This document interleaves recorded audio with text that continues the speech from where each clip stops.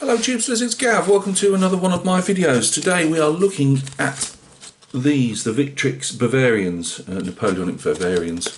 1809? Yeah, 1809 to 1815, the uniform. I was looking for some, I'm just sanding the bases on the cuirassiers that Perry plastic cuirassier, Napoleonic French cavalry. Not sleeping. So they're be up for sale hopefully maybe the weekend, and although I'm doing the Germans slowly, but we've got the Empress 8 Empress Germans I'm doing, and 4 American infantry as well, but they'll be sold separately. I think I'll put the Germans up first. So amongst everything else, I needed some more figures to sell anyway, paint and sell, and I was just cruising eBay as you do, and these came up. I mean, the retailers are selling these, and these are like, I suppose, bricks and mortars, I'm not sure, but they're selling these at £31 to £33 plus postage. And you get, it says 58 highly detailed models. Well, this person was selling them off for £21, and about 3 or 4 quid postage. I think it was about 4 quid, but it's still, you know, a big saving. So I thought, yep, I'll have me some of that.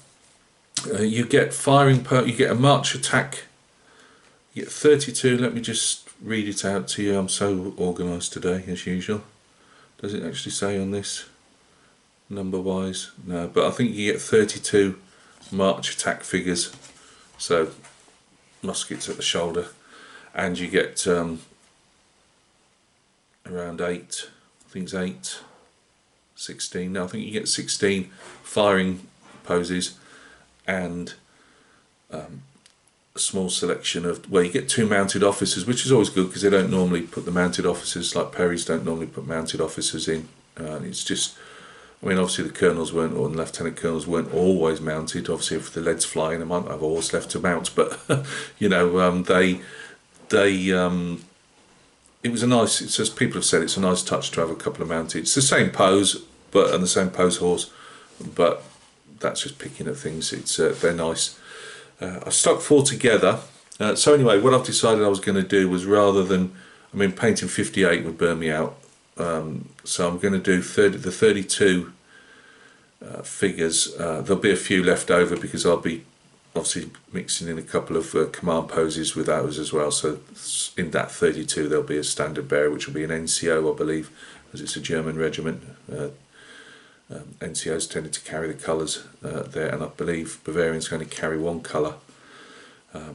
There'll be a mounted officer, a drummer, and I believe you can make a couple of extra officers as well. So I don't think there's a lot of, I don't think you can make, like I say, a load of drummers or anything. So you know me, I like to put an officer and a drummer in each stand. But although these stands I'm putting on 4 on 40mm bases, 4 figures to a base, so it doesn't really matter if obviously all the bases had a drummer and an officer. They'd look a bit overdone in that score. So I thought we'd just take a quick look at a couple of sprues. They're obviously all duplicated, so I'll show you the command sprue and one of the, in fact just 2 sprues probably then. So command sprue and the sprue with the different poses on. You get like about 6 to a, well, we'll see in a minute, but about 6 torso, legs and all the rest of it to a sprue, and you can make 4. You can make different ones up, but they give you, they number them. It's fairly simple. You just follow the numbering on the back of the packet, because these come in a bag, by the way, not in a box.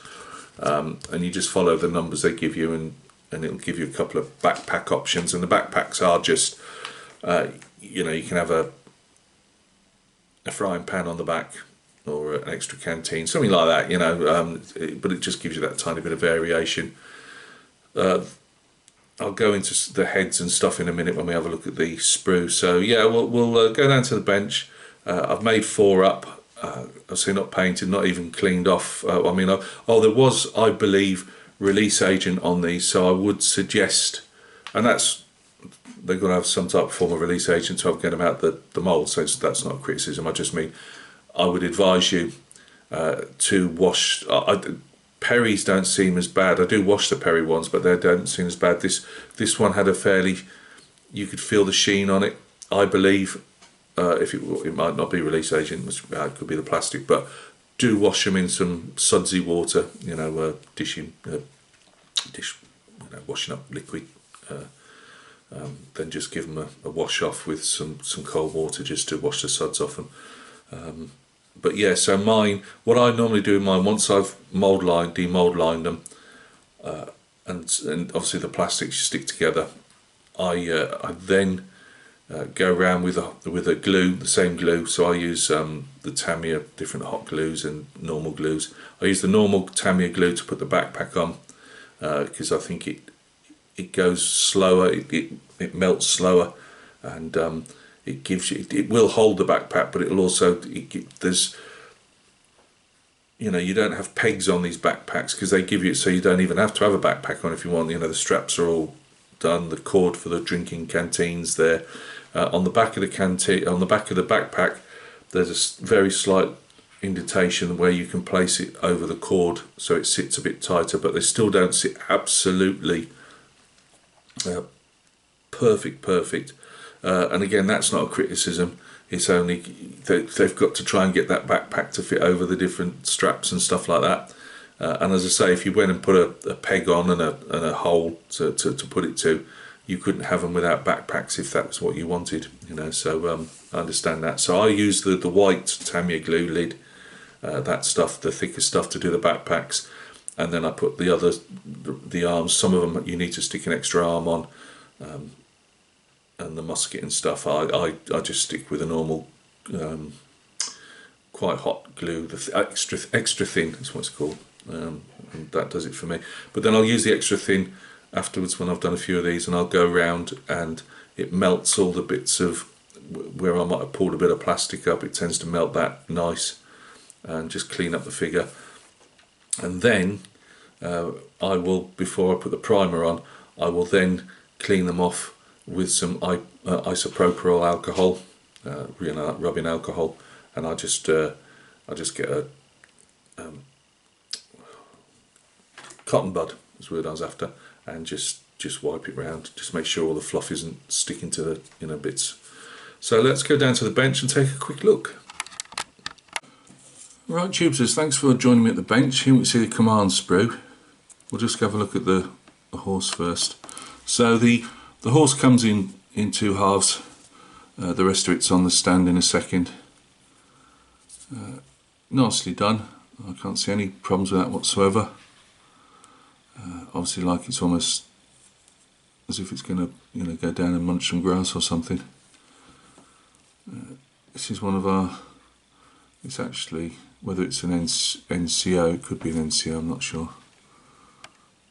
But what you get, you can see the head there, you'll see that in the next one. They do all the faces separate with the peak of the Ruppel helm. This is a Ruppel helm, so it's like a woolen roach over the top, and obviously you put that onto that. There's like a little ski ramp on his head, and it doesn't slot in. It's not very deep, but it does fit in fine. I'll show you some figures in a minute. Here's an officer, got his sash, and again there's his little face. Drums, as you'd expect. Now we've got the rest of the horse. You see, it's nice, no complaints there, I don't think. So that's that guy. Oh, where have we got his, oh, there's Mr. Mounted Officer again. You get a slightly better, these are the officers' Ruppel helms. Like all officers right up to the modern day, they have slight distinctions, and this is theirs. So that's that. And this is a standard sprue. As you can see, normal roaches on the Ruppel helms, let's turn it around so you can see the faces. Get a mixture of faces. They're okay. Whether these are designed on, you know, these on the computer rather than moulded. I always find the faces tend to be, I won't say generic as such, but I don't know, you know, they have a mouth open, but it's, at this scale and beneath with a chin strap and a helmet, they don't look so bad. But I think that sometimes is the difference with if it is a CAD drawn one compared to you know, a normal one, a sculpted one. We get a bit of mould lines on them, as you'd expect. They are moulded. I can't really, can we see that? There, down his leg. It's a fairly chunky mould line down his leg, but to be fair to Victrix, it cleans off really easy with a scalpel and a bit of sandpaper, or sanding sponge is what I use. This is what you stand to get in the March Attack, which is lovely. Everything's attached there. It fits really nicely. The separate plumes are if you're going to do the light company or the grenadier company. Here's our backpacks. Just a couple of differences. I think I'm just trying to look if you get the other one.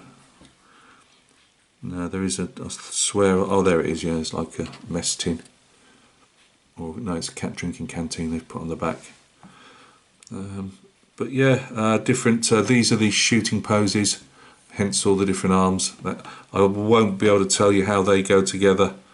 I've read online that they go together really well, so you know, trust what those people say. But the rest of them are marching. As I say, you get some fairly chunky mould lines, but they're not massively hard to remove. Right, here are our 4 marching poses, March Attack poses, whatever you want to call it. As I say, it fits really nicely. You watch, I haven't touched these since last night, they'll all fall apart now. That face, as I say, there's a slight gap, that could just be me. That's a bit annoying. See, again, I've not seen these since last night, so I'm going to probably have to, well, we'll have to fill that with a bit of plastic putty. I presume they've done that because of the moulding process, because I don't really see what benefit it would have done otherwise. It's just something else you've got to glue together. I managed to get it right on that one. But they don't sit proud. Some of the early Perry stuff I always thought, like their early American Civil War set, I didn't like those because you'd have to keep taking bits off the head to try and get them to capes and everything to sit better on the head, so they're not floating. But these don't appear to do that. The only problem is you've just got to make sure you get your peak, because as I say, the peak and the face are in one, so you just got to make sure you get that fitted first. I personally would, as I've been doing, is fit them, the head and the ruppel helm. I'd stick together off the figure and then put it on. But that's just me doing that.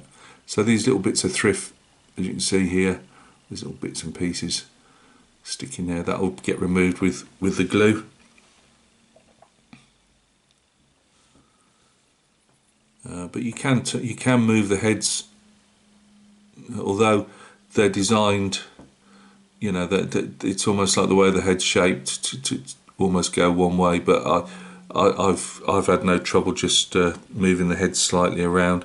I like to do that on plastic figures. I think that's what you get the advantage of plastic, is you can move heads up, down and slightly around. It just, even if the pose is the same, it just changes it slightly. I mean, these aren't, obviously, they're all 4 different poses. So they're your poses that you would get unless you would decide to make some up yourself.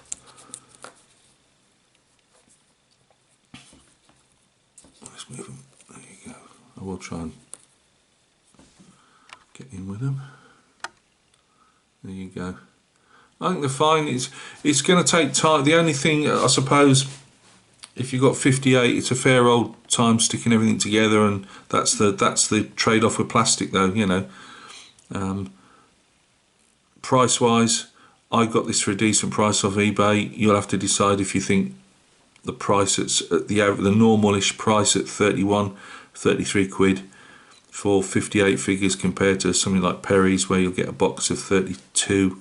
roughly for roughly around, you know, anywhere from 20 to 25 quid. That's up to you. So you do get mounted figures in this, or 2 mounted figures, so it's that's up to you. Plastic was, I say, it appears to have stuck together really nicely. As I say, you're just having to stick like this pose here. You have to do that crossed arm, you stick that on, but again he fitted absolutely. You can see it there. There was no problem on that whatsoever. So I'm just looking if I've stuck that. No, I haven't. That's just where his strap goes over that makes it look like his arm's down a bit. It's not. So yeah, I hope that's of use to anybody that's thinking about. As I say, I know this is, they brought these out a couple of years ago, wasn't it? Or a year, 2 years, I have no idea. But I like, if I buy something, I like to quite often just stick a vid up, and there's always somebody that's thinking of buying some, or had never thought about buying some and now will. So you know, out of 10, I would probably give them 9 out of 10 really. I don't see a massive, the only problem you just got to make sure is you get that peak. As I say, I've very slightly stuffed it up, I believe, on one. You need to get that peak to the ripple helm, you know, properly joined, or either it'll be a slight gap there. So thank you very much for stopping by and taking a look. Things coming up, probably get some ABs up for you soon. The ones I've been painting, I've got most of the faces done on those, so I've just got a few highlights and shadows to put in. I'll have a reveal on the Stummel hopefully in a couple of days. I'm going to try and paint those figures today or tomorrow, the 3 crewmen. And what else? Some other bits and pieces. I'm starting work on, in earnest, on old Tom's NASCAR at last. I'm going to have a go at that tonight probably. So and there'll be some Games Workshop stuff probably coming up, yeah, because I'm not that far from another 4 figures. So yeah, look after yourselves and enjoy your painting, enjoy your modelling, and we'll catch each other very soon on another video.